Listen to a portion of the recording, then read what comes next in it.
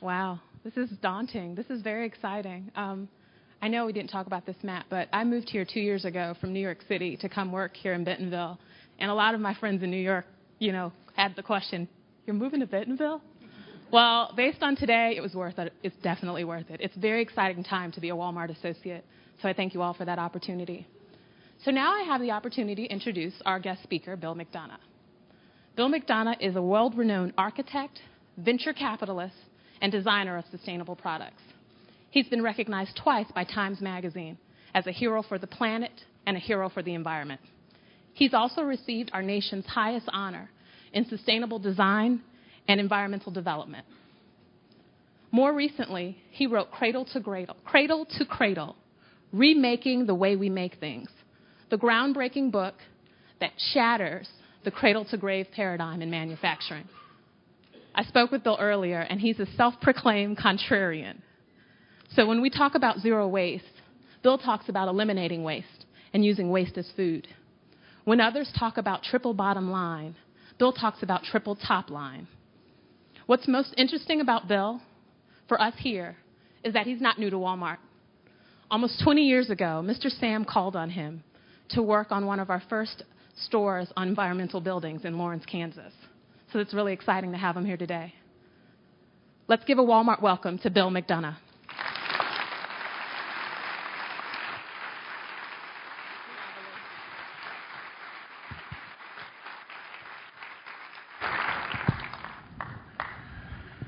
Hi, everybody. It's great to be back. It's been a while. 1992 was the last time I was here. Today, I'd like to talk about a celebration of abundance. And I think it may sound a little different than a lot of environmental talks because we have concerned ourselves with the limits of the planet to such a great degree that I think it's time for us to take a step back and celebrate the abundance of the planet. Because we are going to have 9 billion people with us in the next few decades, and we have to honor every single one of them as a great contribution to the global situation. And if we simply look at things like population and say, oh, a child being born today is part of a population problem, then human rights cease to exist. So we need to find a way as a species to celebrate the abundance in the world. And to find that way, I work with a German chemist, Michael Braungart, and we've created a protocol called Cradle to Cradle, which is about the fundamental idea that you have here, too, which is let's save money and live better. Now, I was born in Tokyo, Japan in 1951, and as a child, living on a futon at the age of 2, looking at the ceiling, I remember hearing the ox carts come into the city to collect our sewage, and what my mother, with her Alabama sing-song voice, would call the honey wagons coming to get our night soil. And as a 2-year-old, stories about poop are really special.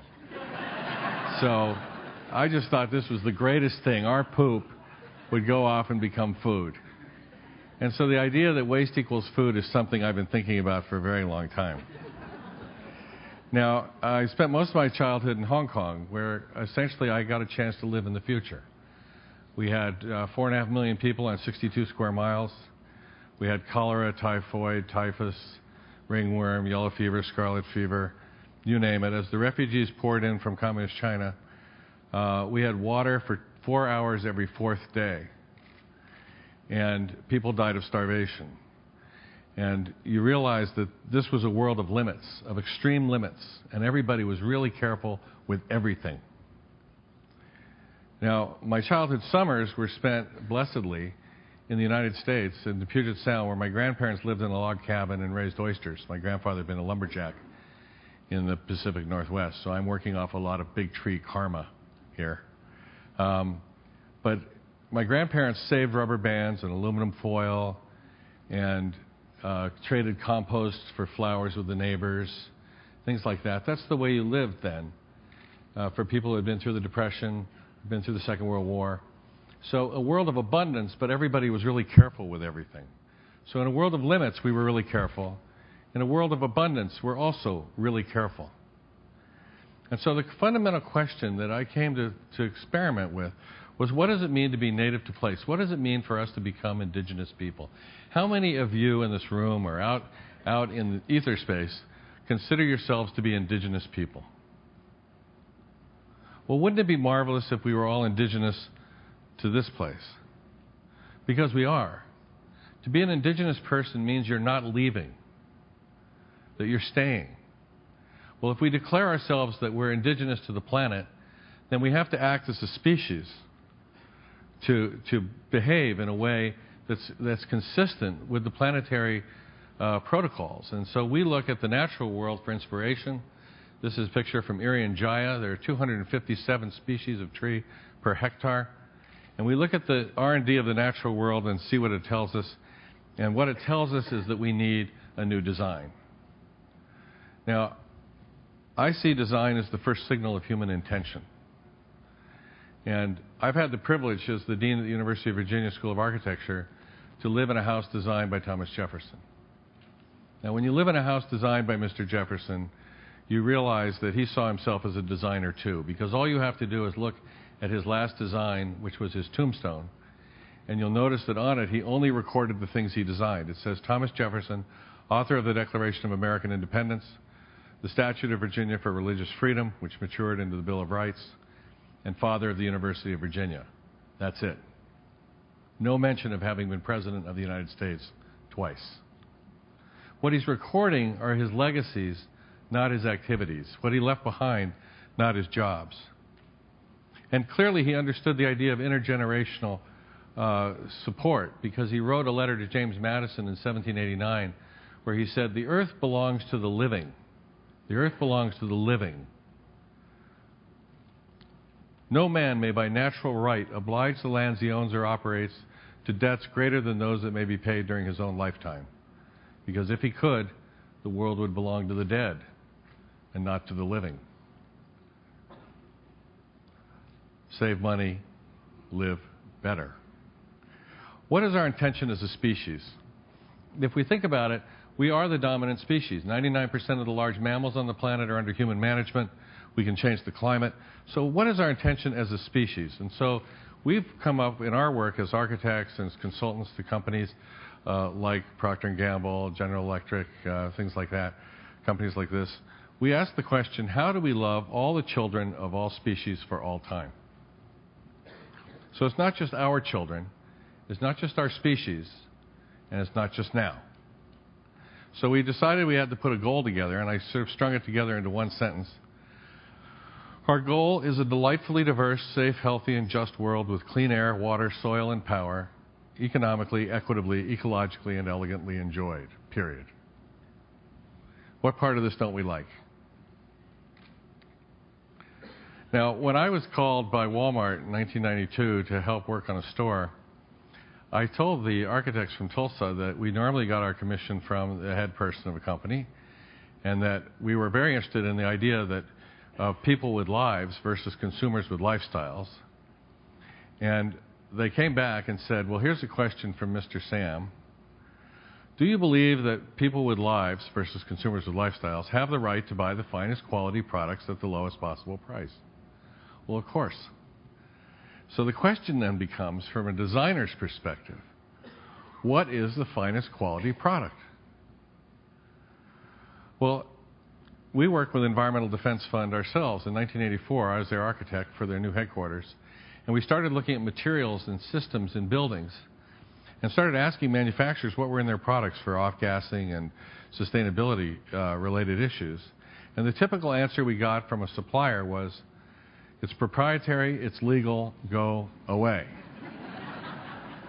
And we've been asking these questions for 30 years, and we still sometimes get those responses, but very rarely now that Walmart has staked a claim on the territory, letting everyone know that sustainability is in the air and it's not going away. Well, at the same time we got the call from Walmart, I got a call from Steelcase Corporation asking me if I could design a fabric, a textile. And I said, I'll design what it looks like, but we also have to design what it is. And so we've developed a series of criteria for what it means to be human and ecologically healthful. So we said no more cancer, no more disruption of our endocrine systems, no more genetic mutations, no more reproductive toxicity, and no more birth defects. We worry about toxicity, sensitizations, things like that. For environmental health, we want to make sure things are not toxic to vertebrates, to invertebrates, to plants, that they don't bioaccumulate, that they don't contain toxic heavy metals. And we want to know where things come from, where they go, how much energy is used, how far they travel, do they affect the climate, and things like that. As a result of this, we've created a database. Do you know that the human being now uses 104,000 chemicals in daily manufacturing? 104,000 different chemicals. Only 1/3 of them have been tested for ecological and human health. So we now have databases on the bulk of chemicals used by humans where we can assess them down to the parts per million, parts per billion for ecological and human health and declare them as on a stop-go system, red, green, yellow, and so on, and work with our product suppliers so that we can optimize products and systems. Looking at, for example, in the textile industry, we looked at 8,000 chemicals in the textile industry using these intellectual filters and had to eliminate 7,962. We were left with 38 chemicals that produce safe, healthy textiles. So we now have these positive lists that we can supply to textile manufacturers on a global basis. Working with Michael Braungart, I wrote the book Cradle to Cradle back in 2002, and this book is plastic. It's the world's first plastic trade book, the idea being that it's infinitely reusable and tells the story of things that can be designed as nutrients. Because when we look at this landfill, here again in Mexico City, what we see are unsafe potential nutrients, not waste. We eliminate the concept of waste. And so we look at a cherry tree for inspiration and we say, wouldn't it be wonderful if the things of human artifice were like a cherry tree, going back to the soil if they're biologically based and producing fecundity and joy and generation.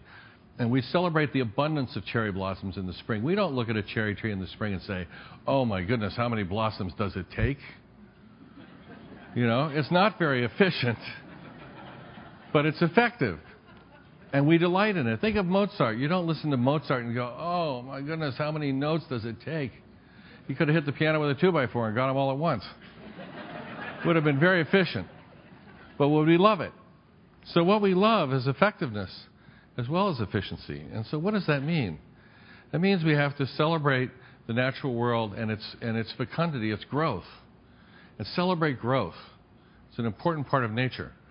Well, in that case, we need to follow nature's principles. Waste equals food, use current solar income, and celebrate diversity. If waste equals food, then we've defined it as being part of two metabolisms, the biological metabolism or the technical metabolism. And so we see things as nutrients, either biological nutrients or technical nutrients. So we design fabrics and textiles typically to be biological nutrients, if they're made with cotton or wool and things like that, to go back to soil safely. So all the chemicals have to be safe for soil and ingestion. Technical nutrients are things that go back to industry, things like fleece fabrics or polyesters, or computers or television sets or cars, things we call products of service. What you really want is the service of this material, like this carpet, for example. When you finish with it, what you'd really love to be able to do is give it back to the carpet company and have them return it to closed cycles, but all safely. So what we have to look at is this idea of everything going back to nutrient cycles. And so what is our sustainability objective? What is our trajectory? Well, one of the points I want to make today is that it's different than a lot of environmental perspectives where we talk about being less bad and being more efficient, is that in the language itself, by definition, being less bad is not being good. It is being less bad, by definition. And so what would it be for us to be good instead of bad and just try to be less bad? How do we define what good would be? That's really the challenge, I think, because if you think about it, I could leave Bentonville right now and head north to Canada or south to Mexico. If I found myself going 100 miles an hour towards Canada, but I'm supposed to be going to Mexico, it's not going to help me to slow down to 20. I'm going the wrong way. Right? Now, it may help me to slow down to 20 if I'm going to use it to turn around. And so it's really critical for us to honor efficiency as a way to slow down the bad things we do. But it's really critical in the large context. I think this is where Walmart could take global leadership, is to define what good is. And that's what you're doing. You're defining what good is. Now, we developed a chart working with the U.S. military and PepsiCo to help us understand what it means to develop an optimal sustainability strategy. And we've developed a flight path technique looking at optimized sustainability. And then we realized that efficiency is very valuable in the short term because you get lots of dollars for donut returns in efficiency. But it's insufficient to a sustainability goal. Why is that? Well, Peter Drucker pointed out that it's a manager's job to be efficient and do something the right way, but it's an executive's job to be effective and do the right thing. Because if you're doing the wrong thing efficiently, you might be pernicious because you're perpetuating the wrong thing by being more efficient at it. So in a sense, what we need to do is become incredibly efficient, say with energy and materials, and at the same time become incredibly effective by doing the right thing. And that's where we heard earlier, this is what really represents leadership. Leadership is going somewhere and taking people somewhere where they wouldn't have gone by themselves. So in a waste equals food strategy, we can minimize material intensity by lightweighting and downsizing product and so on and so forth. But the cradle-to-cradle solution, the effective solution would be, wouldn't it be wonderful if everything was safe and healthy and in closed cycles? That's not minimization, that's optimization. And we could do the same with energy, where we look at the idea of enhancing energy efficiency in order for us to be able to power with 100% renewable energy. This is a goal of Walmart's. That requires effectiveness, where we use current solar income. This is a very exciting moment. So let me just show you some products and systems and a certification program we've developed to work with products. We basically say we want all the materials to be safe and healthy in biological or technical definition. We want reverse logistics. We need energy from the sun, the water, clean enough to drink, and social responsibility practiced by enterprises. And then we can certify products platinum, gold, silver, and basic, cradle to cradle. Some examples. These are polyester textiles. In this case, we've removed the antimony. There is an antimony heavy metal residue in polyester, including in our soda bottles, which is a carcinogenic heavy metal. We've eliminated that and made polyester fabrics that are designed as technical nutrients. We've also got biological nutrients. Working with Warren Buffett, we retooled Shaw Industries, the largest carpet company in the world, to design carpets that are infinitely reusable, where the uppers are caprolactam based nylon 6 and the underlayment is a thermoplastic polyolefin. So we've eliminated the PVC, which a lot of the other carpet companies still make. Even though they recycle the carpets, they have PVC. We got rid of the PVC. The uppers become uppers, the lowers become lowers. The carpet is infinitely reusable. Their success has been to reduce packaging by 90%, recycle both backing and nylon face fiber instead of turning it into an amalgam, and make the safest carpet available in the world. We've also done flooring products with them of different kinds, new ceiling tiles for Armstrong, cradle-to-cradle, solar shading devices for Meco Shade, kitchen countertops, work surfaces, new building materials for Centria, and furniture, since that's the world I come from. This is Steelcase's Think Chair. It's disassemblable in 5 minutes using tools you'd find in your kitchen drawer. The chair is designed to be infinitely reusable. We work with Herman Miller, where they've designed a cradle-to-cradle chair that can be disassembled quickly. It saves them lots of money because it makes things easier to assemble in the first place. We did a car with Ford Motor Company called the Model U, which is the idea of eliminating the concept of waste, where the car could become cars again forever. You effectively lease it, and then the materials come back to the company. We've got dry erase boards, ironing board covers that are designed for human health instead of toxicity when they off-gas. Waxes, now health and beauty products, paper goods, pallets.